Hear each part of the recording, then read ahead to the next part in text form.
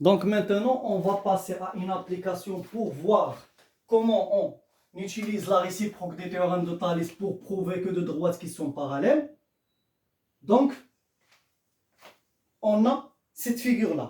MNK est un triangle. On a pris le point E du segment MK et le point F du segment MM, tel que la distance entre N et F est égale à 9 cm, la distance entre M et N est égale à 12, la distance entre K et E est égale à 4 cm, et la distance entre K et N est égale à 16. Et je rappelle que les schémas sont juste des schémas qui sont approximatifs, ce ne sont pas des schémas qui sont exacts.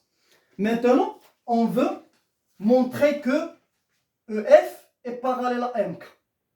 Pour montrer que deux droites sont parallèles, on utilise bien sûr la réciproque du théorème de Thalès. Pour utiliser la réciproque du théorème de Thalès, on a besoin de deux conditions nécessaires. La première condition, l'égalité des rapports. La deuxième condition, c'est l'ordre des points. Tout d'abord, quels sont les rapports qu'il faut montrer que ce sont des rapports égaux? Il faut bien se concentrer pour savoir quels sont les rapports qu'il faut prouver que ce sont des rapports égaux. Tout d'abord, les droites qu'il faut montrer que ce sont des droites parallèles sont les droites EF et MK. Donc, c'est quoi le sommet opposé aux deux droites qu'on veut leur montrer que ce sont des droites parallèles? Bien sûr, c'est le sommet N. Donc, quels sont les rapports qu'il faut prouver que ce sont des rapports égaux? Le premier rapport, c'est NF sur NM. Le deuxième rapport, c'est NE sur NK. Toujours, il faut faire attention avec le point pour lequel on va commencer ou bien on veut trouver l'égalité des rapports. Toujours, les droites qu'il faut les montrer qu'ils sont parallèles, on cherche le sommet qui est opposé. Pour cela, on peut, ou bien comme cela, on peut trouver les rapports qui sont égaux. Après l'ordre des points, il faut trouver que les points N, E et K sont dans le même ordre avec les points N, F et M. C'est ce qui est vérifié d'après ce qu'on voit par la figure. Qu'est-ce qu'on a dit? Cette condition, on peut aisément la vérifier juste par l'observation. Donc, qu'est-ce qu'on va écrire? L'intersection en quel point? Les points N. Quelles sont les droites qui sont séquentes en N? C'est NM et NK. Donc, qu'est-ce qu'on va dire? On a NK et NM sont séquentes en N. Toujours, soit dans le théorème de Thalès ou bien la réciproque, il faut signaler l'intersection en quel point? Sur la droite NK, on a considéré quel point? On a considéré le point E. E appartient à NK et sur la droite NM, on a considéré le point F. F appartient à la droite NM.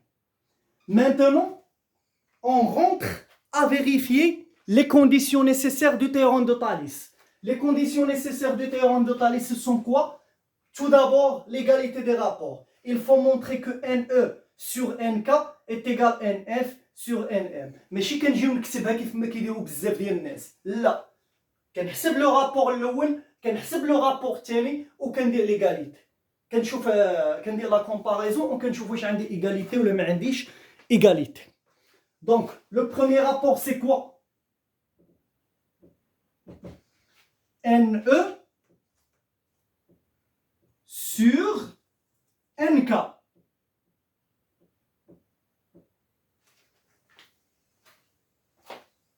Est-ce qu'on a NE d'après les données? La réponse c'est non.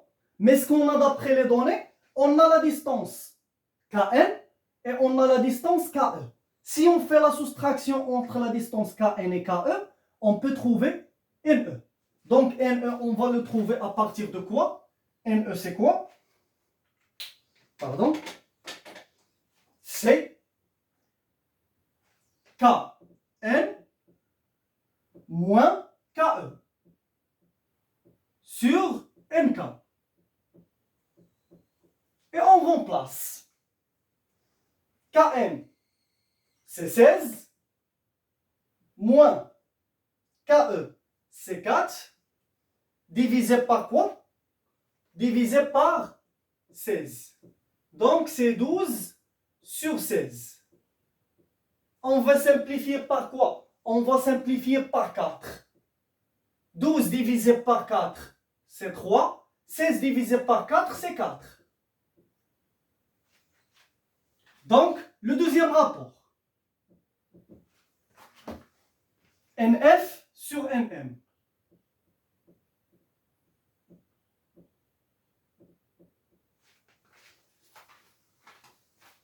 Est-ce qu'on a NF d'après les données? Oui, c'est 9. Est-ce qu'on a NM d'après les données? C'est la même distance entre M et N, c'est 12. On peut simplifier par 3. 3, 9 divisé par 3, c'est 3. 12 divisé par 3, c'est 4. Donc, les deux rapports sont égaux à 3 sur 4.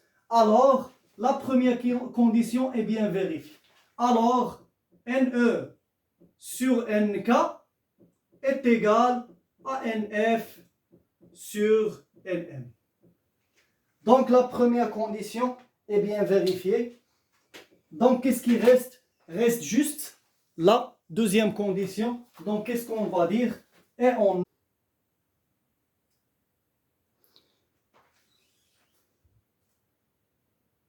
Donc, les deux conditions sont vérifiées. Donc, on peut appliquer la réciproque du théorème de Thalès. Donc, d'après la réciproque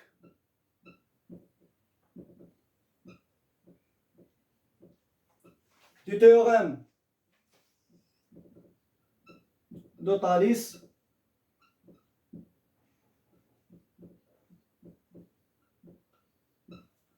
on a, qu'est-ce qu'on aura? Les droites bien sont parallèles qui sont EF et MK. EF est parallèle à MK. C'est toujours, on utilise cette méthode pour appliquer la réciproque des théorèmes de Thalès. Toujours, on utilise les mêmes phrases. Toujours, on utilise les mêmes principes. Ce qui est différent entre un exercice et l'autre, les lettres ou bien les longueurs ou bien les côtés, et bien sûr, les nombres. Donc, c'est toujours la même chose. Donc, le théorème de Thalès, c'est le parallélisme. Si on a des droites parallèles, on applique le théorème de Thalès. Si on a, ou bien si on veut montrer que deux droites sont parallèles, il faut appliquer la réciproque du théorème de Thalès. Donc, c'est tout ce qu'on a concernant ce chapitre du théorème de Thalès, qui est le premier chapitre de la géométrie de cette année. J'espère que j'ai fait tous les cas qui sont possibles concernant ce chapitre-là. Je vous remercie pour votre attention. C'était votre professeur Mohamed El Bouazizi de votre chaîne EasyMath. Et à bientôt, Inch'Allah.